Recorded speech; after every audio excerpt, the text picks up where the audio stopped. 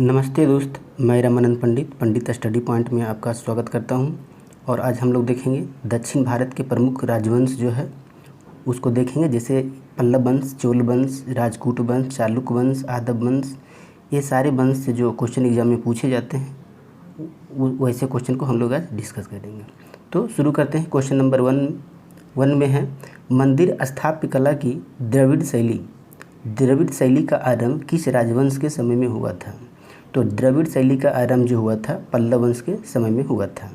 और सर्वप्रथम इसका द्रविड़ शैली का प्रयोग जो था कांची के कैलाश मंदिर, जिसे राज सिद्धेश्वर मंदिर भी कहा जाता है, उसमें देखा गया था।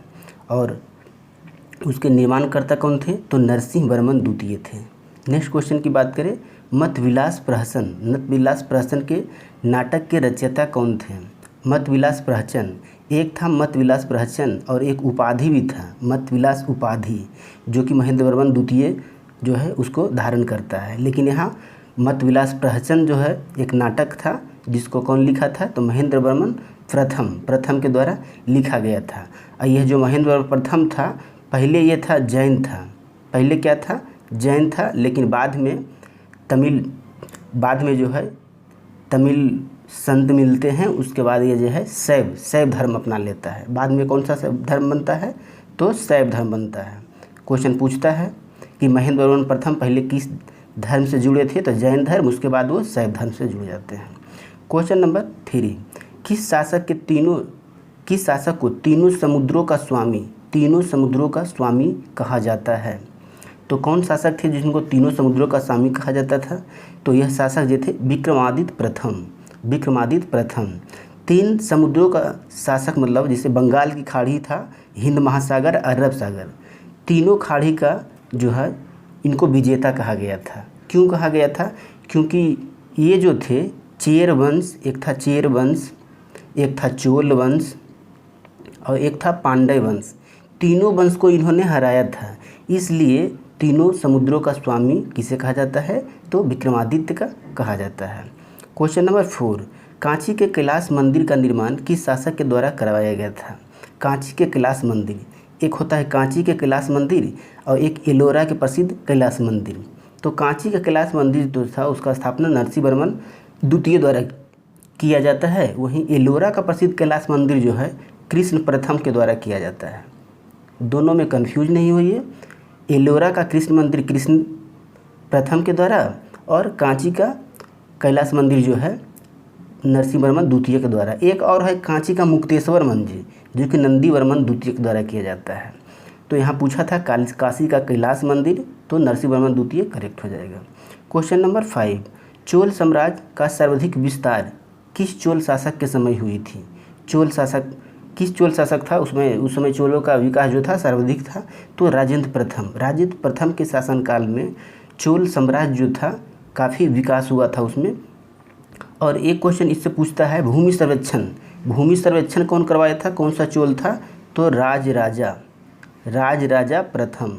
भूमि सर्वेक्षण कौन करवाया था? तो राजराजा प्रथम। और यही शासक जो था श्रीलंका जीतने के लिए नौसेना को संगठित किया था। कौन किया था? राजराजा प्रथम।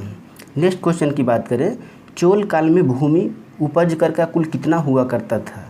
तो उसका जो उपज कर लेता था 1/3 भाग लेता था। जिस तरह गुप्त काल में कितना लेता था? 1/4 से लेके 1/6 तक इतना भाग वसूला जाता था। इसी तरह चोल काल में जो है 1/3 भाग वसूला जाता था भूमि कर के रूप में। नेक्स्ट क्वेश्चन, एलोरा के प्रसिद्ध कैलाश मंदिर का निर्माण किस शासक द्वारा करवाया गया था? अभी हमने डिस्कस किया कृष्ण प्रथम किस शासक से संबंधित था? तो राजपूत वंश से संबंधित था। तो एलोरा का प्रसिद्ध कैलाश मंदिर किस वर्मन के द्वारा बनाया जाता है? क्वेश्चन नंबर 8, चोल काल में ब्राह्मणों को दी गई कर मुक्त भूमि को क्या कहा जाता था? तो ब्राह्मणों को जो देते थे, जो किस पर कर नहीं लगता था, उसको चतुर्थ मंगलम कहा जाता था। और जो ऐसे ही दान में दे देते थे उसको ब्रह्मदेय कहा जाता था। नेक्स्ट क्वेश्चन, पांड्य साम्राज्य की राजधानी कहाँ थी? पांड्य साम्राज्य की राजधानी कहाँ था? मदुरई था। यही अगर पल्लव वंश के कह देगा, पल्लव वंश की राजधानी कहाँ था? तो कांचीपुरम था पल्लव वंश की राजधानी। और अगर चोल वंश की राजधानी कहेगा तो तंजौर। चोल वंश की राजधानी कहाँ था? तो तंजौर था। इस तरह पांड्य वंश की राजधानी मदुरै था और चोल वंश का राजधानी तंजौर था और वहीं पल्लव वंश का राजधानी कांचीपुरम था। नेक्स्ट क्वेश्चन, क्वेश्चन नंबर 10, राजपूतों को किसके द्वारा उखाड़ फेंका गया था? राजपूतों को किसके द्वारा उखाड़ फेंका गया था? तो तैलब द्वितीय। चूँकि तैलब द्वितीय जो था राजपूत के जो शासक था, कौन था? कर्क शासक को हराकर तैलब द्वितीय जो है स्थापना करता है चालुक्य वंश का। चालुक्य वंश का स्थापना कौन करता है? तैलब द्वितीय के द्वारा किया जाता है। किसको हराकर? कर्क को हराकर। जिस तरह से आप मौर्य वंश का स्थापना जानते हैं, चंद्रगुप्त मौर्य किया था, किसको हराकर? घनानंद को हराकर, जो कि घनानंद को हराकर मौर्य वंश का स्थापना करता है। इसी तरह जो है तैलब जो है कल्याणी वंश का स्थापना किसको हरा के करता है? राजपूत के कर्क को हरा के करता है। क्वेश्चन नंबर 11 में है 3 मुख वाली ब्रह्मा विष्णु महेश की मूर्ति जो त्रिमूर्ति के नाम से जानी जाती है किस गुफा में स्थित है? तो यह किस गुफा में स्थित है? एलिफेंटा गुफा में स्थित है। क्वेश्चन नंबर नेक्स्ट, महाभारत का भारत विनमा नाम से तमिल में किसने अनुवादित किया? महाभारत जो है उसका ट्रांसलेशन जो है भारत विनमा के नाम से तमिल में किया गया है, उसको कौन किया है? इलांगो अडिगल इसका करेक्ट आंसर हो जाएगा। क्वेश्चन नंबर 13 में है दक्षिण भारत में तोलक्कम का युद्ध किसके बीच लड़ा गया था? तो तकोलम का युद्ध जो था चोल और राजपूतों के बीच लड़ा गया था। चोल की तरफ से कौन था? प्रांतक प्रथम था, जो कि हार गया था, और राजपूत की तरफ से जो था कृष्ण तृतीय था, जो कि राजपूत वंश का सबसे महान शासक था कृष्ण तृतीय, और वह जो है प्रांतक प्रथम को हरा देता है। Next question number 14, Nataraja Shiva की कांस्य प्रतिमा किस वंश से संबंधित है? तो नटराज की जो मूर्ति है तो यह जो है चोल वंश से संबंधित है, चोल वंश को दर्शाता है, और यह जो है चोल वंश के संस्कृति सार का निचोड़ भी कहा जाता है। क्वेश्चन नंबर 15, किस राजवंश के काल कन्नड़ साहित्य की उत्पत्ति काल माना जाता है? क्वेश्चन नंबर 15 में कह रहा है कन्नड़ साहित्य का उत्पत्ति किस काल को माना जाता है, किस वंश को माना जाता है? तो राजपूत वंश इसका सही आंसर हो जाएगा। और कन्नड़ साहित्य के त्रिरत्न कौन थे? क्वेश्चन ये भी पूछता है। तो त्रिरत्न थे पप थे, अपोन थे, और कौन थे? रन। पप, पोन, रन, ये 3 व्यक्ति कन्नड़ साहित्य के त्रिरत्न कहे जाते हैं। अगर तमिल साहित्य के त्रिरत्न पूछेगा तो उसमें आ जाता है नाम किसका? कुंबन। एक कुंबन का आता है, एक कुट्टन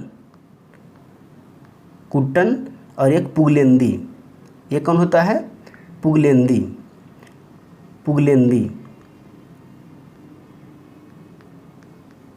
पुगलेंदी आता है। तीनों नेम थोड़ा टेढ़ा है क्योंकि तमिल नेम है इसलिए। तो अगर कन्नड़ साहित्य कहेगा तो पोप पन रन हो जाता है, वहीं तमिल का त्रिरत्न कहा जाता है तो कुंबन और कुटुन और पुगलेंदी 3 व्यक्ति आते हैं।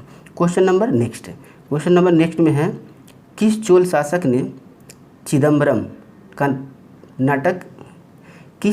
ने चिदम्बरम का प्रसिद्ध नटराज मंदिर का निर्माण करवाया था? तो यह कौन करवाया था? प्रांतक प्रथम के द्वारा करवाया गया था। नेक्स्ट क्वेश्चन नंबर 17 में है चोल काल में सोने के सिक्कों को क्या कहलाता था? यानी चोल काल में सोने के सिक्का को क्या कहा जाता था? तो उस समय सोने के सिक्का को कंजुल कहा जाता था। जिस तरह आप जानते हैं कि गुप्त काल में सोने के सिक्कों को क्या कहा जाता था? तो दिनार कहा जाता था, और चांदी के सिक्कों को कहा जाता था रुपया कहा जाता था। इसी तरह चोल काल में सोने के सिक्का को जो कहा जाता था कंजुल कहा जाता या कुंजुल कहा जाता था। अच्छा, सोने सिक्के की बात करें तो सर्वप्रथम कौन चलवाया था? हिंदी यूनानी के द्वारा सोने सिक्का चलाया गया था। उसके बाद जो अगर सर्वाधिक शुद्ध सोने का सिक्का कहता है तो कुषाण वंश आ जाता है, लेकिन सर्वाधिक सोने की बात, सिक्के की बात आवे तो गुप्त शासक हो जाता है, लेकिन वही शुद्धता में कुषाण आ जाता है और सर्वप्रथम में हिंदू यूनानी आ जाता है। लेकिन यहाँ सोने के सिक्कों को क्या कहा जाता है चोल वंश में? तो कंजुल कहा जाता था। क्वेश्चन नंबर नेक्स्ट में है किस शासक ने बतापी कुंड की उपाधि धारण की थी? बतापी कुंड की उपाधि धारण कौन किया था? नरसिंहवर्मन प्रथम के द्वारा बतापी का उपाधि जो है धारण किया जाता है। और ये नरसिंहवर्मन प्रथम के शासनकाल में ही हेनस्वांग था, जो कि हर्षवर्धन काल में के समय में भारत आया था। तो वह हेनस्वांग इसी के समय में कांची घूमने के लिए आया था, जो कि कहाँ के यात्री था, चीनी यात्री था। कांची आया था किसके समय में, तो नरसिंहवर्मन प्रथम के समय में ही कांची घूमने के लिए चीनी यात्री ह्वेनसांग आया था दक्षिण भारत। क्वेश्चन नंबर नेक्स्ट, कौन से चोल शासक ने श्रीलंका पे आक्रमण किया था, तो श्रीलंका पे आक्रमण कौन किया था, राजराज प्रथम श्रीलंका पे आक्रमण किया था। और वहाँ का जो शासक था महिम 5 था, उसको भगाकर जो है श्रीलंका में शरण ले लिया था। और वहाँ जो है 2 गो अपना ही नया प्रांत खोल देता है राजराज प्रथम। एक प्रांत का नाम रहता है मुंडी चोल मंडलम, और एक का नाम रहता है पोलन रुतुवा। तो 2 मंडल जो रहता है श्रीलंका में कुछ भाग जीतने के बाद राजराज प्रथम जो है बनाता है, जो कि चोल का नया प्रांत वहाँ बनाया जाता है। क्वेश्चन नंबर 20, चोल वंश के संस्थापक कौन थे, चोल वंश के संस्थापक कौन थे, विजयालाल के द्वारा चोल वंश को स्थापना किया जाता है। और चोल वंश जो रहता है पल्लव वंश को ध्वस्त करके उसको जीत करके चोल वंश की स्थापना किया जाता है। और चोल वंश की स्थापना कौन करता है, तो विजयालाल। और विजयालाल जो है उपाधि धारण करता है नरकेसरी। एग्जाम में पूछता है नरकेसरी की उपाधि कौन धारण करता है, तो विजयालाल, जो कि चोल वंश के संस्थापक रहते हैं। क्वेश्चन नंबर 21, कौन सी चोल शासक महमूद गजनी के समकालीन था, तो यह जो था राजेंद्र प्रथम जो था महमूद गजनी के समकालीन था। नेक्स्ट क्वेश्चन की बात करें, चोल साम्राज्य कुल कितने प्रांतों में विभक्त था, तो चोल प्रांत जो था 6 प्रांतों में, चोल साम्राज्य जो था 6 प्रांतों में विभक्त था। जिस तरह हम लोग मौर्य साम्राज्य पढ़े थे, मौर्य साम्राज्य कितना प्रांतों में विभक्त था, तो वहाँ 5 प्रांतों में विभक्त था। इसी तरह चोल साम्राज्य 6 प्रांतों में विभक्त था। क्वेश्चन नंबर 23, यादव वंश ने अपना राजधानी कहाँ बनाया, यादव वंश अपना राजधानी कहाँ बनाया, तो देवगिरी इसका राजधानी था। और संस्थापक अगर यादव वंश के पूछे तो भिल्लभ पंचम जो था यादव वंश के संस्थापक था।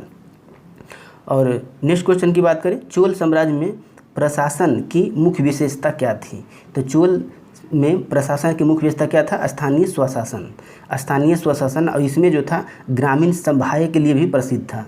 ग्रामीण सभा जो है बहुत होता था, इसलिए ग्रामीण सभाएँ भी प्रसिद्ध था चोल के समय में। और प्रशासन के क्षेत्र में स्थानीय स्वशासन इसका चोल वंश का प्रमुख शासन पद्धति था। क्वेश्चन नंबर 25, चोल कालीन सबसे महत्वपूर्ण बंदरगाह कौन था, तो चोल कालीन में बंदरगाह जो था कावेरी पट्टनम जो था फेमस था। नेक्स्ट क्वेश्चन 26, दत्तक सूत्र पर टीका लिखने वाला गंग शासक कौन था, तो कौन था, माधव प्रथम जो था गंग वंश से संबंध रखता था। और गंग वंश के संस्थापक पूछेगा तो कौन हो जाएगा, बृहस्पति पंचम जो है गंग वंश के स्थापना करता है। और दत्तक पर सूत्र पर टीका लिखने वाला शासक जो था माधव प्रथम, करेक्ट आंसर हो जाएगा। क्वेश्चन नंबर 27 में है, चोल काल में आम वस्तुओं को आदान प्रदान का आधार क्या था, तो उस समय जो आदान प्रदान का विनिमय जो था धान से किया जाता था, धान उसका विनिमय प्रणाली था। क्वेश्चन नंबर 28 में काकतीय वंश के प्रतापी शासक कौन था, काकतीय वंश के प्रतापिक शासक कौन था, गणपति था। जिस तरह चालुक्य वातापी के प्रतापिक शासक पुलकेशन द्वितीय रहता है, चालुक्य कल्याणी के प्रतापिक शासक विक्रमादित्य 6 रहता है, और राजकूट का कृष्ण तृतीय अब पढ़ें। इसी तरह काकतीय वंश का प्रतापी शासक जो है गणपति रहता है। और काकतीय वंश के संस्थापक कौन थे, तो बीटा प्रथम जो था, और यह आंध्र प्रदेश के इलाका में काकतीय वंश था। क्वेश्चन पूछता है काकतीय वंश कहाँ राज किया, तो आंध्र प्रदेश के आसपास क्षेत्रों में काकतीय वंश था, जिसका संस्थापना कौन किया था, बीटा प्रथम। नेक्स्ट क्वेश्चन, होयसल वंश के संस्थापक कौन थे, होयसल वंश का राजधानी कहाँ है, तो द्वार समुद्र, लेकिन उसका संस्थापक जो थे विष्णुवर्धन। होयसल वंश के संस्थापक कौन है, विष्णुवर्धन। ये होयसल वंश जो है एक यादव वंश का ही एक शाखा था, जिसका राजधानी द्वार समुद्र था। और एक क्वेश्चन इससे पूछता है विष्णुवर्धन से, चेन्ना केशव मंदिर का निर्माण कौन किया था, तो यही विष्णुवर्धन जो था चेन्ना केशव मंदिर का निर्माण किया था। क्वेश्चन नंबर 13, पुलकेशन द्वितीय ने किसे हराकर परमेश्वर की उपाधि धारण किया